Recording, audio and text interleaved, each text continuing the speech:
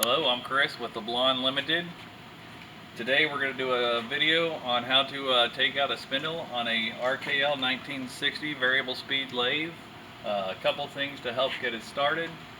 First, we want to start off with safety. We want to do a lockout, tagout, make sure power is killed. You'll also want to kill your emergency safety switch. Things to help you out that we have started off with. We've set up a workbench, so when we take something out, we can just lay it out. That way we can just lay it out and put it back in the place of how it came off and put it back together. You'll also need is your machine manual. And on page 38 is your headstock breakdown. I've gone ahead and printed out a page and enlarged it to help so you can see it better and it works for us. So to get started, we can do a couple things real quick. We've got to take off the chuck guard. There's a safety switch behind the chuck guard that will also just have to be removed and just set aside. This back cover easily just comes off.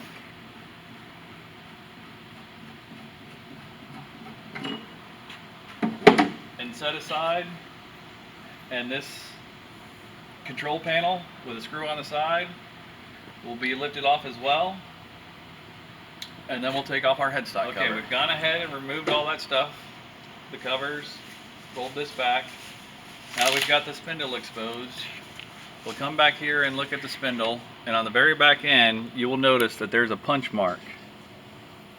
And then up here on this black ring, this ring is actually a balancing weight.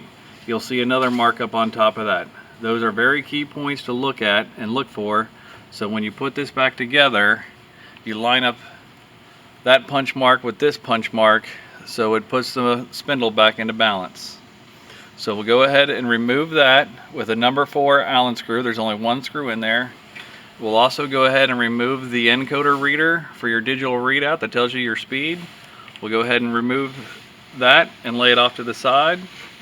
And we can also go ahead and unbolt our cover here with another number 5 Allen wrench and remove that cover. And then we can come around to the front side, and on this front ring, it is your front bearing cover. We'll go ahead and unbolt that as well. Now if you come up top here and look down inside the head, you'll also see your oil manifold lines. What this does is what disperses oil into your bearings and along the gears to keep your machine lubricated as it's running. Now a few of your lines you may have to disconnect in order to get this whole manifold out. So with a number 8 wrench, you can just go ahead. I've already loosened these up a bit just to speed up the video time.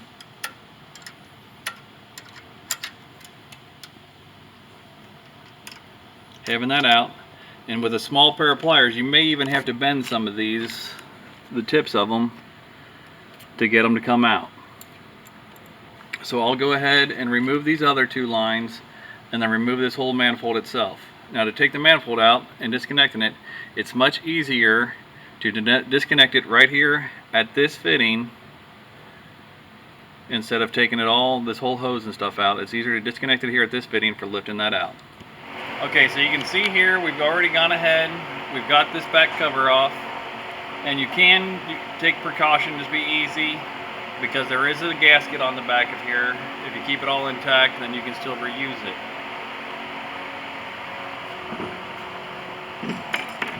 And as you see, having a table laying out everything as it comes off the spindle is the easiest way to do that. Now we'll look up inside here, and you can see we've gone ahead and removed the oil manifold and all the lines, exposing the spindle.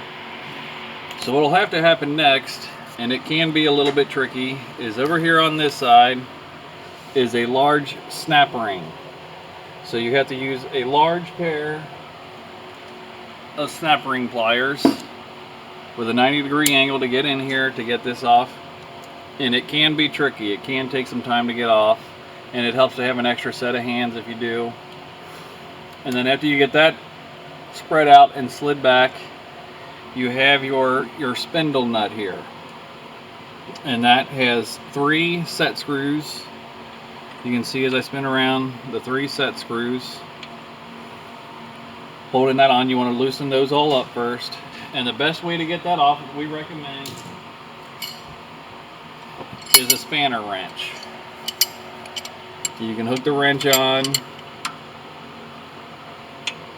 and knock her loose, and same way with tightening it.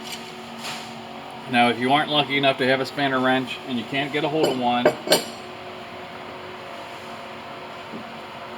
another trick you can do using a cold steel chisel and flatten it down to a flat end, as you can see there, and a hammer, and sticking it inside one of the grooves for the spanner wrench and busting it loose that way. But the spanner wrench is the best way to go, so you can also at the end hook a torque wrench to it as well, because this needs to be torqued at 75 foot-pounds. Okay, so now we have our spindle nut all backed off and slid back. We've gotten our snap ring out of the groove and pushed to the back to give us some room. And as a safety precaution, I've gone ahead and laid some wood down over the bed to protect the bedways, so when we bring the spindle out, nothing drops and damages our bedways. So we'll go to the back here, and to get started working on the spindle, I know it seems a little crazy, but we're going to take a sledgehammer, and you'll see the spindle slowly working its way out. Now we've gotten it to where it's dropped down. So now it's going to get a little bit more critical, where I'm going to have to bring in another set of hands to help work the spindle out and pull off gears as the spindle comes out. Okay, so as you can see, we've got the spindle loose. We're starting to come out. I've got an extra set of hands that's going to help me. We're going to work on sliding it out and taking gears off and bearings out as we go. So here we go.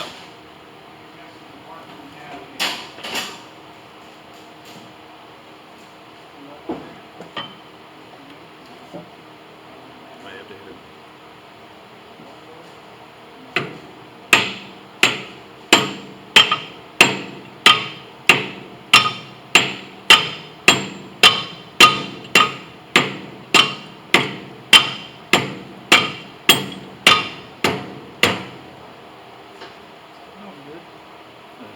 This key out.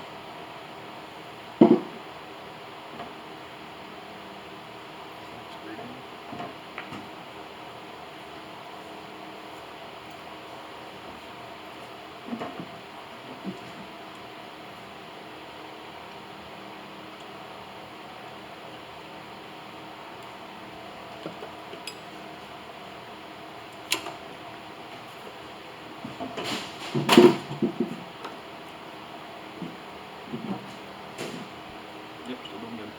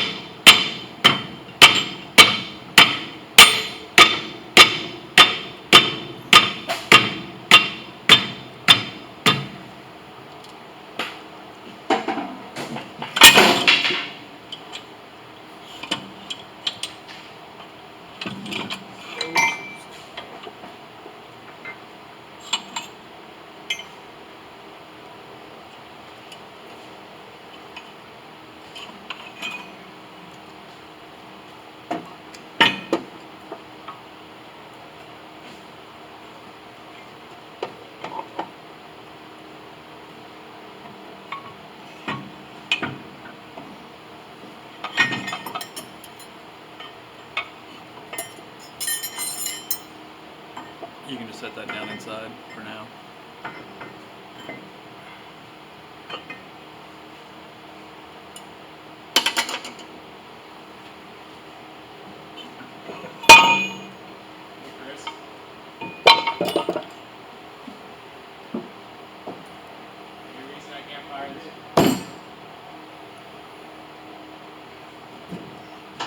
So as you can see, now that everything's out,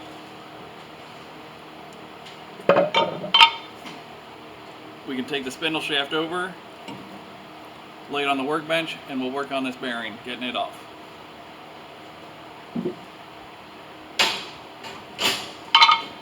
Okay, as you can see, we've got the spindle out. We've laid out everything that we've taken off in line of how it came off the spindle, except for one gear that was too large to come out. It's still sitting in here, which is fine. You can leave it just sitting down in here unless you take this bar out. Now if you take this bar out, there's a lot of springs in here, and if you do that, then you've got to take off your whole electrical cabinet to put that all back together. But so just leaving it down inside there is not a problem.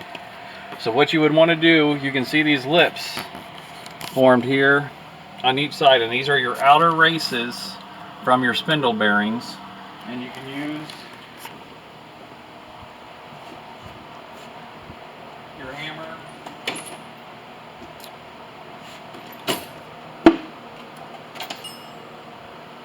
and a brass punch, or even a steel punch since you're taking these out. We just put it on there, give it some taps all the way around in a 4-point position, just like putting on your car tire.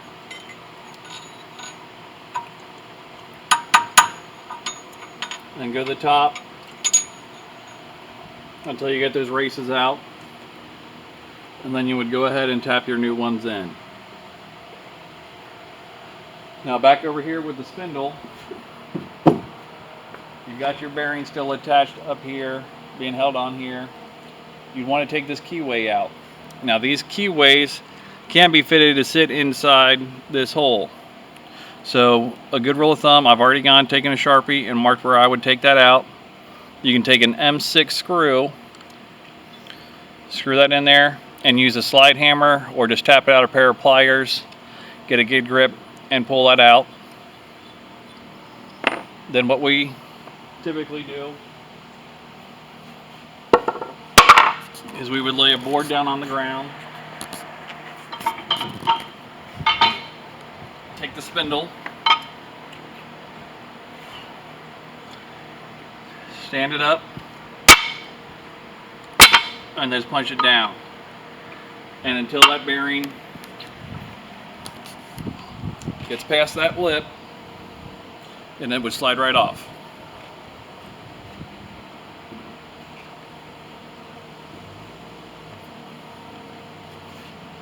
Once you have it off, you would go ahead and put your new one back on. You would replace your gasket here that would be supplied with you for the changeover kit, and then do all the steps in reverse, and we'll go through that. Okay, so now that we've shown you how to take the spindle out and knock out the races, we're going to go back through and put the spindle back through the sequences. And me and Ryan will be doing that together. Again, you definitely need a second pair of hands for this, as the spindle is heavy. So here we go.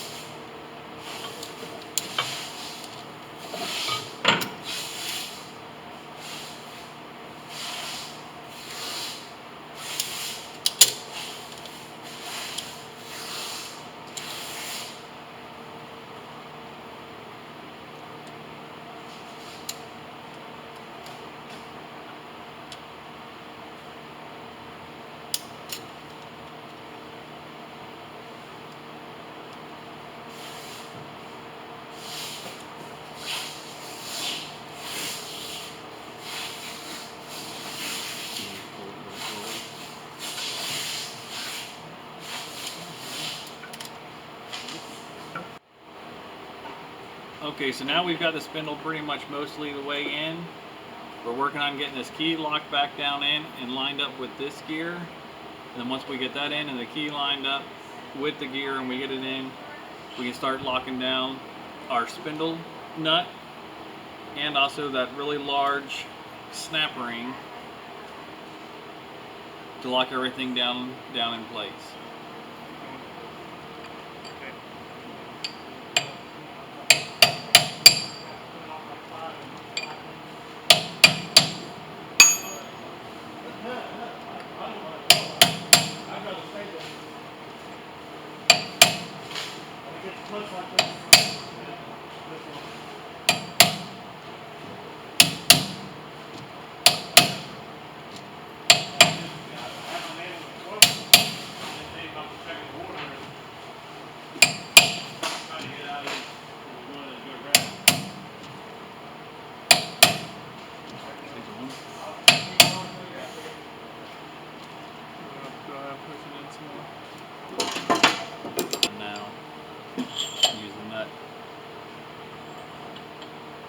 Now when putting this spindle nut on, you want to be very careful that you don't cross thread it. So take your time and just work it and make sure that it's not cross threaded. It goes on nice and smooth. We can even shoot it with a little bit of oil to help.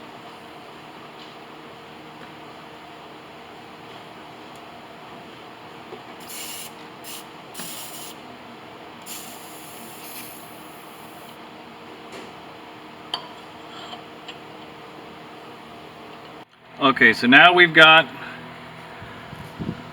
our spindle nut locked down and feeling pretty good and tight. We want to come back over to this side now because we still have this loose because our giant snap ring is still not locked in place. So just with a large screwdriver, you can walk it back across here. Spin your spindle around for it.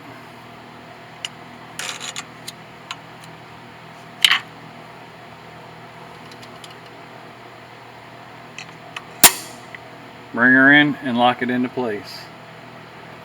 Now, if at all possible, using your spanner wrench, this nut needs to be at 75 foot-pounds is what is recommended. If you can't get it there, or you don't have a way of testing it, that is, I guess, okay, but just try to get it as tight as you can. And something that you can do to help seat it, take your sledgehammer, once you got it back into place, tap just one time this way, come to the back end and tap it one time. That will help the shaft move if it's got a little bit, and then you can put your spanner wrench back on it and pull it tight again. Now you may notice that this gear here has a little bit of wiggle in it. Once you get the back cover, bearing cover on this side put up against it and screwed in, that'll push that all in and make that tight again in one unit. So that's all we have left is come back around up here, put our screws into our front bearing cover. We stuck one in just to keep it from spinning around on us as we were getting the shaft when we got really close. So next we'll go ahead and with the back cover and get that put into place.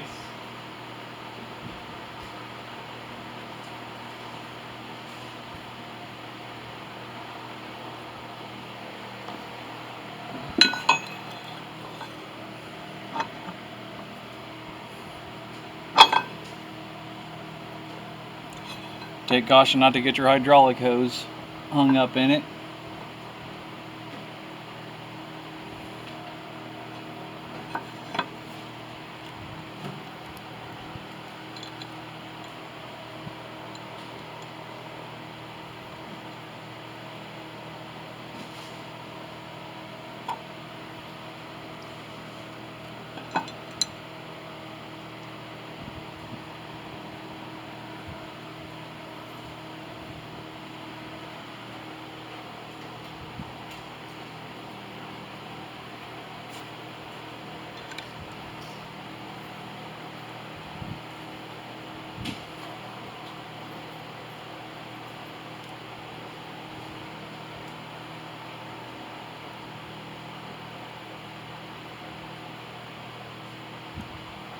Just get them good and snug at first.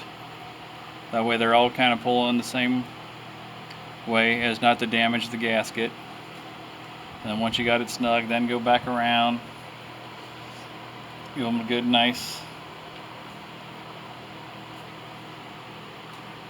tight pull. Now, as I said before, where you've got that punch mark,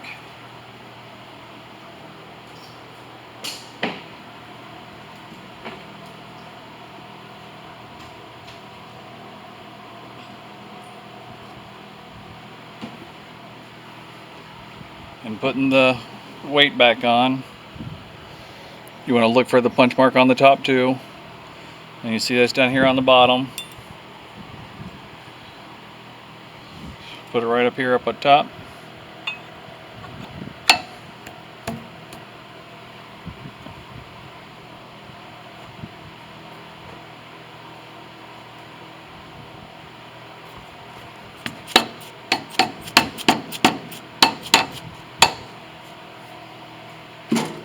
A light tap. And you'll see where your mark was, where it was situated at up here, where the set screw was holding it down.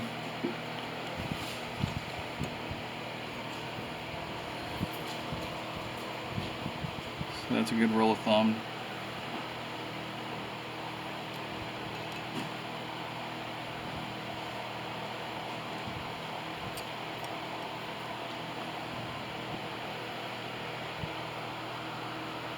And not to forget your encoder reader.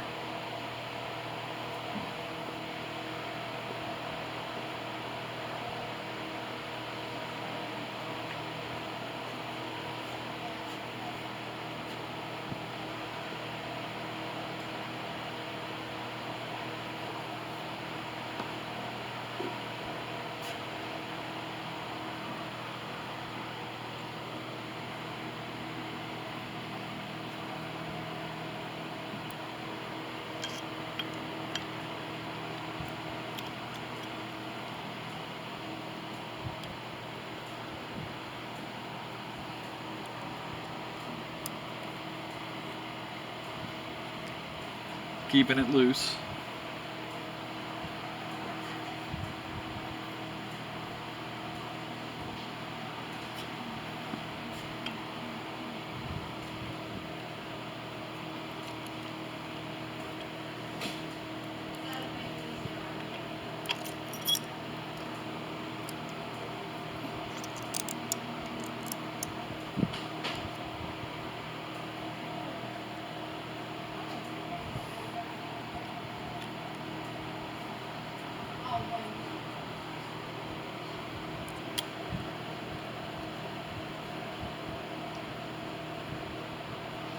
Now before you tighten it down, you want to find the little rear that's going to go over top of the encoder itself and line it up so that it's not hitting, but you got about a 1/8 inch to 1/16 inch gap.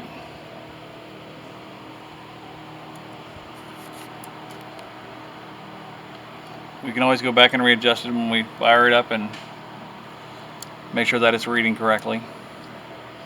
Go ahead and lock that down. And then just go ahead and put your oil manifold all back in, keeping careful to put all your hoses back in, and you're done. Okay, now that we have the spindle all put back in with new bearings, we've got your oil manifold back in to do all the oiling and everything, put your guard back on. So what you'd want to do next is power it up and run it through your mid-range speed for about a half hour, and then go to your high range speed and run it for another half hour. So you want the machine to run for a full hour, just running with no load on it. And then once that hour is up, you'll want to come back, take the cover back off, the head cover back off, and just check your spindle nut, as it could move. Something might have not gotten fully tight, so you just want to double check and make sure it's good and tight. That's always a good rule of thumb, just to make sure everything stays within precise